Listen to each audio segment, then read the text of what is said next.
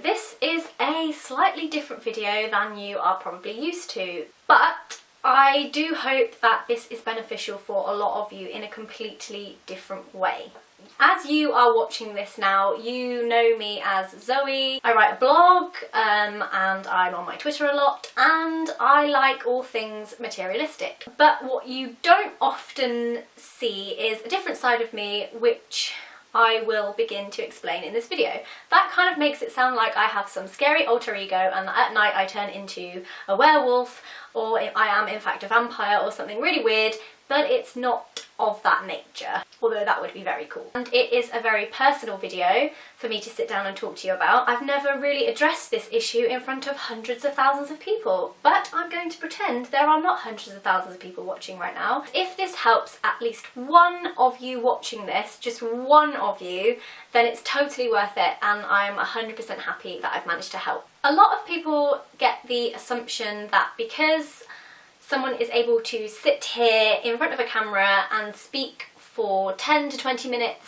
and broadcast it in front of hundreds and thousands, potentially millions of people on the internet, that must mean that they are 100% confident, have absolutely no self-esteem issues, have no real life problems, they're always happy, they're always jolly. That is so wrong. There are a lot more things to people than you might first realise. And what a lot of you may not know is that I have suffered with anxiety and panic attacks really, really badly since I was 14, making that a grand total of 9 years almost. A while ago, if any of you read my blog, I did a whole write-up about panic attacks and all the information around that, but I figured that I wanted to make a video because that blog post helped so many of you. I still get emails daily from people saying, I'm so glad I'm not the only person that has this, thank you so much.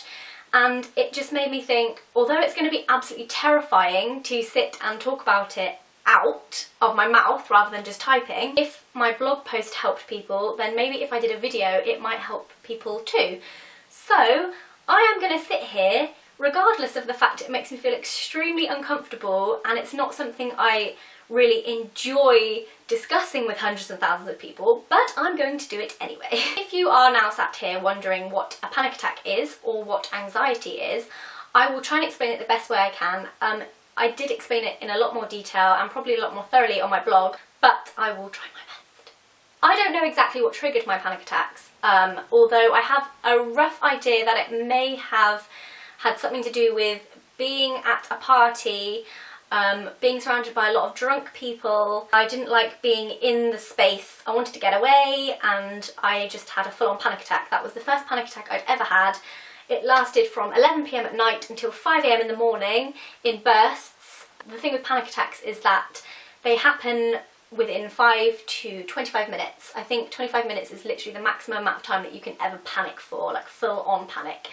And I was having bursts of panic all around the clock until 5 AM when I rang my dad and I made him come and get me. So I'm going to talk a little bit about the symptoms, what happens to you, and if this sounds like something that might be happening to you as well, then I hope this can kind of reaffirm things in your head and maybe help you as well. So the first thing that happens when you panic, you don't really ever know what you're panicking for. You don't always choose what makes you panic. Your sympathetic nervous system kicks in, so it's basically called the fight or flight. The best way of me describing this to you is your body sets itself up to either run away or to fight the problem. I think it kind of dates back to like caveman days where a wild boar would approach a caveman and he would think, I can either run away or I can fight the wild boar. So, okay, you're not going to be addressed with wild boars in this day and age, but if your body thinks it's in any kind of danger, regardless of whether you are or not, it will kick in. A lot of people who suffer with anxiety and panic attack just have a much weaker sympathetic nervous system. I was told that you're almost like the car in the street whose car alarm goes off from a little gust of wind, unlike all the other cars in the street whose car alarms will only ever go off when someone's smashing the window. Once your sympathetic nervous system has kicked in, it sets things off like adrenaline, Adrenaline will be released around your body. Because of the adrenaline, you will sweat, but you'll be cold. I get hot shivers. Other things that happen are you lose feeling in your hands and your feet. You feel very claustrophobic. When I panic, I have to get out of any situation that I'm in. I don't like people around me. You feel smothered. Sounds and smells become heightened. Everything's louder, everything's busier, everything smells really bad. All your senses are like, this is horrible. I also feel very, very sick when I panic, and this is because your digestive system shuts down, making you feel sick because things are not working as they're supposed to be working in your stomach, and it can make your throat feel dry, it can make you heave, your heart's beating really fast, some people think they're going to have a heart attack, you feel as though there's no air, you can hyperventilate because you're breathing funny, all these things building up and up and up, and you can't cope basically, and that is a panic attack. Panic attacks are really not very nice. I wouldn't even wish one on my worst enemy, and I don't really have any enemies to wish them on, but I wouldn't, because it's not a nice feeling, and it is something that prevents you being able to do the things you really want to do, which is the overall really horrible thing about it. Then it results in you feeling depressed, you feel like you're not normal. I used to just get so upset after every single panic attack. You just feel like absolute crap. You feel drained mentally, you feel drained physically because your heart's been beating so fast. You literally feel like you've run a marathon, but then you have to kind of deal with the fact that this is probably going to happen again, and this is going to stop me from doing the things that I really want to do, which is the worst part of it. I not only had panic attacks, but I had panic disorder, which is where you stop doing things in case you think you're going to have a panic attack. So some people may just have one panic attack and think that was a bit odd, didn't really like that, but carry on as normal and maybe never have a panic attack ever again. Whereas I was the sort of person that would have a panic attack and think, oh my gosh, that was really horrible, now I'm terrified of doing that, and I won't do it. The reason for people having panic attacks in situations where they've been before is because the brain stores away the information as a dangerous situation. So if you walk into a nightclub and you have a panic attack and you freak out, the next time you walk into a nightclub, it's very likely that the same thing is going to happen because your brain triggers the same reaction. It's very clever. The brain is very, very clever. It's also kind of annoying at times. So it will store away the information, and that's why a lot of people will have panic attacks in the same place. For a while, I would always have a panic attack in Paddington train station, because every time I got there, the same trigger was set off in my brain that made me think I was in danger, when in actual fact I wasn't, and it was almost expected, and because you expect it, it's worse, and that's why it's a vicious circle. I used to get them really, really badly. There was a stage in my life very recently, I went through a really hard time and my panic attacks were really bad, almost to the point where I didn't even want to get out of bed. I wouldn't go on the trains, I wouldn't go to meetings in London, I wouldn't go see friends, I would never eat out in a restaurant because I was worried that I'd panic and I wouldn't be able to get out. I wouldn't ever go clubbing, no way, that would be completely off the cards. It even got to the point where I didn't want to drive, which is really not good, and there are so many different places where I would just panic for no reason. Trains, the tube, in taxis, I used to refuse to get in taxis, on buses, coaches, any kind of form of public transport I wouldn't get on. Waiting for things, that seems kind of odd, but if you're watching this and you have panic attacks, you know exactly what I mean. You know you have to wait and it starts making you anxious. Places where you feel like you can't leave, like hairdressers, for example, and waiting for doctor's appointments, like sat in the waiting room. I used to have them at school, in sixth form. I'd have them at family parties where there'd be like 7 of us. I would sometimes even have them lying in bed at night, just for no reason. Work dues, I'd be like, no, sorry, I don't really want to go, and it just makes you appear rude, and you're thinking, please don't hate me, it's not something that I really want, it's not something I enjoy, and I would much rather be completely normal and be able to go and eat out in a restaurant and not care that I might have a panic attack and have to leave. I missed out on a lot of things that I would have normally been doing as a young adult. There was just one period in my life where I was just like, no, I'm not doing anything, I'm not doing anything. And I think that was like the most depressing for like other people around me. I know that Louise was like, I don't like you're not happy anymore. It's almost like the Zoe that you see now and the Zoe that people know was not there. Refused to go anywhere, refused to do anything. And that's a sad existence. Like, who wants to live like that? I've had them for 9 years. I didn't do anything about my panic attacks until last year, when I decided that enough was enough, and now that I knew what was happening and it was ruining the way I was living my life, I decided to go to a doctor and speak to her. I just went to my local GP. They were really unhelpful. It's kind of disheartening after so long. You go to the doctors, you just think, okay, they're going to sort me out, it'll be fine. And it made me feel really crap. And after that, I guess I just felt worse, because then I felt like, well, maybe there isn't something wrong with me and maybe I just need to deal with this on my own and the doctors can't give me anything. Right? There are so many different things that you can do to solve panic attacks. There's pills you can take for anxiety, there are beta blockers, things to slow down your heart. I didn't really want to go straight into the medical route because that kind of terrifies me, but I went there. I had got nothing from it, and then we started looking at like private places to go. It's all very expensive, and we were looking at hypnotherapy, we were looking at lots and lots of different things. And I tried things from like Boots and Superdrug, you know, the calming things. None of that stuff really worked. Then a couple of months ago, I went through a really horrible time, and it's not something that I like to ever think over too much. Over the last few months, I decided to take a completely different outlook on life. I just sat here one day and I was like, this is not what I want to be like. A few months ago, I was barely doing anything. I was just like having a poopy time. I was in a really poopy mood, and one day I was just like, no, I don't want to be like this anymore. You can't let panic or anxiety change the way you do things, because you get one life, YOLO. You only live once. Yes, I just said YOLO. This is what I was thinking. I was just like, I'm never going to be this age again. I'm never going to have this day again. I'm never going to get back the years that I wasted being too terrified to ever leave my house, or to miss out on all the memories that my friends are making while I'm sat here because I'm too scared I'm going to panic. Panic attacks will not kill you. It is extremely rare it will ever cause you to drop down dead. It's just your body's way of trying to protect you, and that's the way that you have to kind of see it. You just have to think to yourself, really, what is the worst that can happen? You can't die.